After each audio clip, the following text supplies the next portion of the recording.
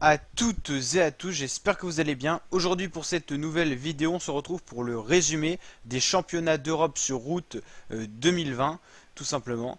Donc aujourd'hui on avait affaire sur le sol breton à un profil d'étape pour les sprinters un petit peu, assez vallonné quand même il faut le souligner, mais un profil d'étape vraiment pour les sprinters pour ce nouveau championnat d'Europe 2020. Il faut savoir que l'an passé c'était les Italiens avec Elia Viviani qui s'était imposé en championnat d'Europe. Ça s'était déroulé dans un sprint massif où Elia Viviani avait pris le dessus. Aujourd'hui, on a eu le droit à de belles attaques, un petit peu tout le temps, dans les bosses mises sur le parcours par les organisateurs notamment. On a eu des attaques telles que des échappées qui se sont créées avec des coureurs tels que les Français avec Cyril Gauthier ou encore d'autres coureurs avec Mathieu Van Der Poel pour les Pays-Bas qui a attaqué à plusieurs reprises en vain parce qu'il était vraiment surveillé, hein. Il a quand même un sacré palmarès Mathieu Van Der Poel, donc il a été très surveillé et à chaque fois suivi dans ses attaques. Des équipes ont joué un petit peu le train des sprinters en roulant tout au long de l'étape pour limiter les échappées. Ça a été le cas de l'équipe italienne, de l'équipe française ou encore de l'équipe belge qui a pas mal roulé aussi. Mais c'est surtout les Italiens qui ont été très forts tout au long de l'étape pour gérer parfaitement les différentes attaques.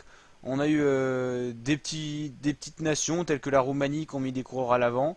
Il y a un Norvégien aussi qui a fait une très belle attaque vers la fin aussi, qui a été longtemps en tête de la course. Mais les équipes de sprinters ont parfaitement géré, notamment toutes les attaques quasiment, hein, qui ont été neutralisées, ou en tout cas pas plus de 20 secondes d'écart entre le peloton et les échappés à peu près. Et on a donc assisté à un sprint massif. Donc il fallait savoir que c'était quand même un circuit de 13 km qui a été fait à plusieurs reprises toute la journée. Le sprint massif a été emmené par les coureurs italiens qui ont été très forts tout au long de l'étape pour gérer le train et notamment vers la fin. Et on a eu un beau sprint massif avec Giacomo Nizzolo qui s'est imposé devant la France avec Arnaud Démare. Pascal Ackermann pour l'Allemagne fait 4 et Mathieu Van Der Poel a préféré jouer le sprint et il fait 4. Donc premier Giacomo Nizzolo, deuxième Arnaud Démare, troisième Pascal Ackermann et quatrième Mathieu Van Der Poel.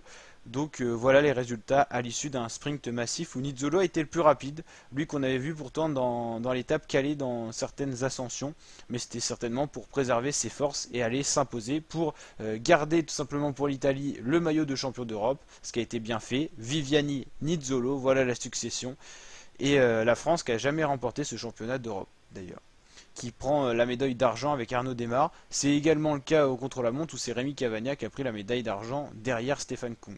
Donc voilà pour cette vidéo, j'espère qu'elle vous a plu la team. Si c'est le cas, n'hésitez pas à bombarder la barre de pouces bleus, un petit like ça fait toujours plaisir, à vous abonner à ma chaîne YouTube pour d'autres vidéos de ce genre en activant la petite cloche de notification pour bien rester abonné.